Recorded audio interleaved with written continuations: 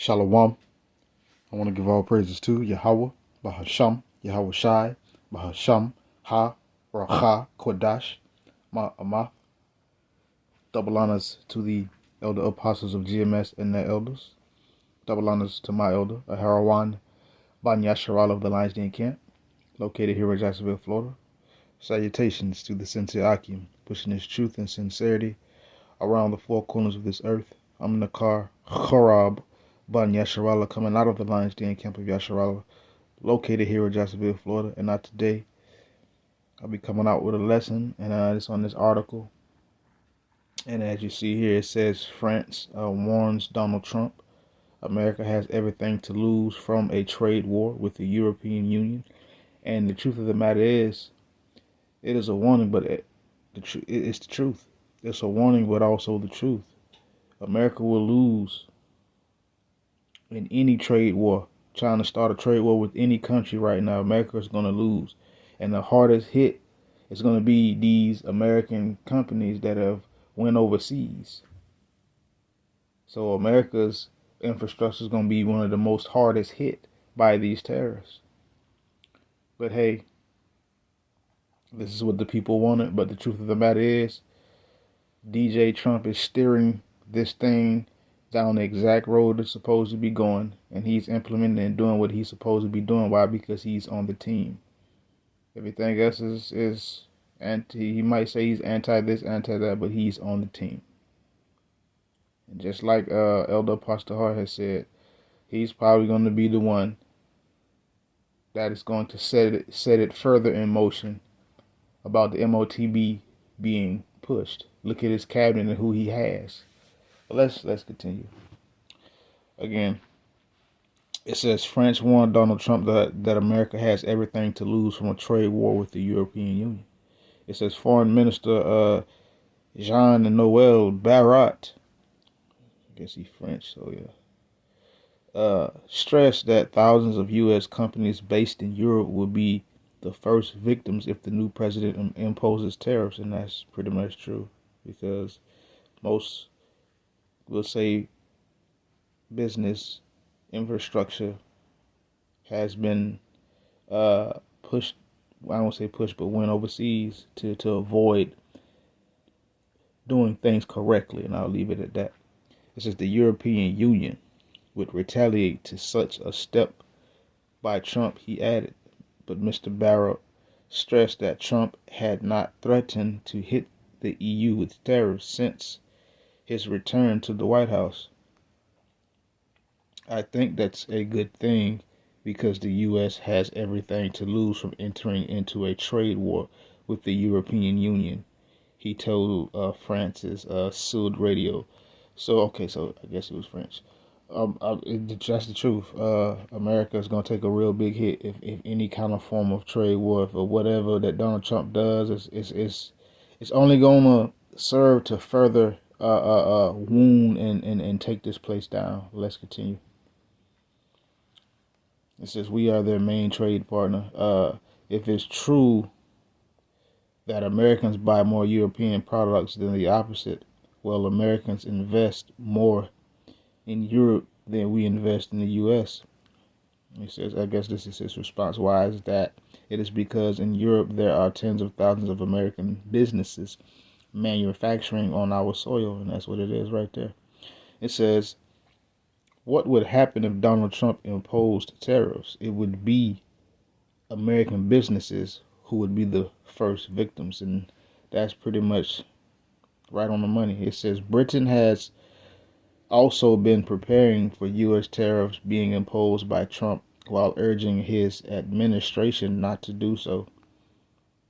Mr. Barrot also signaled that France would be ready to send troops to Greenland if requested by Denmark to defend it against a bid by Trump to seize it militarily, but doubted this would happen. And it's just nations are getting more prepared for the inevitable war. Let's continue. It says Trump has already used the threat of punitively high tariffs to force Colombia to take back migrants flown back from the U.S. And I seen a little article on that a while back. Colombia was like, yeah, we gonna do a hold up real quick, and whatever, you know, because of what Donald Trump was, threatening and everything. But let's continue. It says, but the Republican tycoons' vow of tariffs on U.S. and copper aluminum imports would result in higher costs for U.S. consumers because of a shortfall of domestic production and the length of time it would take to renew the industry, says experts. So there you go. Tariffs, anything that Donald Trump is going to do tonight is going to harm Babylon America. Roughly paraphrasing, I can't really call it right now, but they say even a grasshopper will be a burden unto this place. Something small, something simple will be too much for it to bear. In a trade war, that's you looking at all hell breaking loose. People gonna act crazy. But nonetheless, this is just another nail in the coffin of Babylon America being taken out of power by Yahweh Shai, by the Heavenly Father. Thus saith Yahweh Shai, because Babylon America will not continue in the wickedness and the things that it has done around the four corners of the earth. The Lord will destroy it. Point blank. Thus saith the Lord. But let's continue. It says, in a speech to Republican lawmakers on Monday, Trump said he would impose tariffs on aluminum and copper, metals that are needed to produce U.S. military hardware, as well as steel, to entice producers to make them in America. See, that's what he's trying to do. He's trying to turn Babylon around, but we know that's not going to happen. But let's continue. He says, we have to bring production back to our country, he said. Trump won the U.S. presidency in November, vowing to lower costs for all consumers, still smarting, i.e. still lacking from an inflation surge in the first half of his predecessor Biden's term. Says, however, analysts argue his plan for tariffs on imports to bolster the country's manufacturing sector, another of his promises, may undercut his price-cutting pledge. It was not clear how broadly the tariffs would be applied. But Donald Trump has said it numerous times. So, it is what it is. But several mining chief executives have previously said that they are preparing for different scenarios as markets brace for a potential change to trade flows. I ain't gonna read the last part of that. It's just somebody just like a response. But there you go. It's being told, it's being warned. This place is no longer going to have its former glory back. It will no longer be turned around. If it would have been healed, it would have been healed already, but it's not healed. This place is suddenly destroyed and fallen. Well, without further ado, this is Isaiah 47, verse 1. It says, come and sit in the dust, O virgin daughter of Babylon. Sit on the ground. There is no throne, O daughter of the Chaldeans. For thou shalt no more be called tender and delicate. So come down and sit in the dust, O virgin daughter of Babylon. This place is considered, we'll say, a virgin, parabolically, a virgin daughter, meaning this place has never been hit with such things as war and many other things. So that's what it means. But it's saying sit in the dust, meaning get out of that high lofty position that you were once in and sit in the dust. Become in a lower state. There is no more throne, so there is no more position for Babylon America to even be on top or in the position of power. There's no more throne, O daughter of the Chaldeans. For thou shalt be no more called tender and delicate. This place, America, is not going to be looked at as it once was looked at. It's not going to be called no more tender and delicate. This is not going to be called no more, we'll say, the land of the free, home of the brave. This is no longer going to be called that once golden city that people literally thought, these foreigners literally thought that it was paved with gold over here. And when they got over, they found out the truth. It's going to be shame put on this place. This place is not going to be no longer the place of the American dream. It is now an American nightmare. No more American dream. All that's gone. That's going to be gone. And we see it before our very eyes leaving now. The Lord is doing a thorough job of taking down this wicked, sinful kingdom. And after he takes it down, he's going to destroy it from off the face of the earth. Amos 9 and 8. But let's continue. Let's jump down to verse 5. It says, sit thou silent and get thee in darkness, O daughter of the Chaldeans, for thou shalt no more be called the lady of kingdoms. So again, sit thou silent. Things like this trade war and any other thing that this new leadership or managerial power is in, it's gonna cause this place to be lacking all the more. It says, sit thou in silence, get thee into darkness, get out of the way, O daughter of the Chaldeans. So this place will no longer be called the Lady of Kingdoms. This place will no longer be desired to come for foreigners to come over here. This place will be no longer looked at as the place to be and the place to come to. It's over. No more being called the Lady of Kingdoms, delicate, beautiful, all these things. But let's continue. I'm gonna jump down to verse 7. It says, and thou saidest, I shall be a lady forever, so that thou didst not lay these things to thy heart, neither rememberest the latter of it, or the later of it, but the latter of it. But so this place, people that ran this country, those who think that this place is going to be basically a power forever, it's going to be just ongoing, it'll never ever end. No, this place has said that people that have run this place, this place, this, that, they just said this place is going to be a lady forever. That what, and now one that ran this we'll say this conglomerate, this machine, now one laid to the thought about the latter end down the road. They just assumed that this place was going to go on forever. Well, no. All the things this place has did, especially to the children of Israel, all the wickedness, you think that is not going to catch up? That would make the Heavenly Father, I'm going to say unfair, unbalanced. That would make him, it would make him wicked. Because he said one thing in his word, but then he allows this place to just continue forever. That would make the Heavenly Father imbalanced. It'll make him an imperfect power. Because he's saying it's going to get destroyed, but then it's just lasting forever and nothing is not happening to it. That would make the Heavenly Father very dishonorable. But the Heavenly Father is honorable. He spoke it. He said this place will be destroyed. Guess what? That's going to happen. From the infrastructure to the money to all the way down to whatever makes this place tick, the Lord going to destroy it. That's what he's doing. So this place is what? It's not going to be called the Lady of Kingdoms. But those that ran this place never thought about the latter end, the ending state of this place. Most people don't. That are brainwashed, I should say. But let's continue. Verse 8, it says, therefore, hear now this, thou that art, Salakia, given to pleasures that dwellest carelessly, that saith in thine heart, I am, and none else besides me. I shall not sit as a widow, neither shall I know the loss of children. So guess what? The Lord is saying, therefore now hear this, O Babylon, America, because this place is given unto pleasures. And the people here are given unto pleasures. People here dwellest carelessly.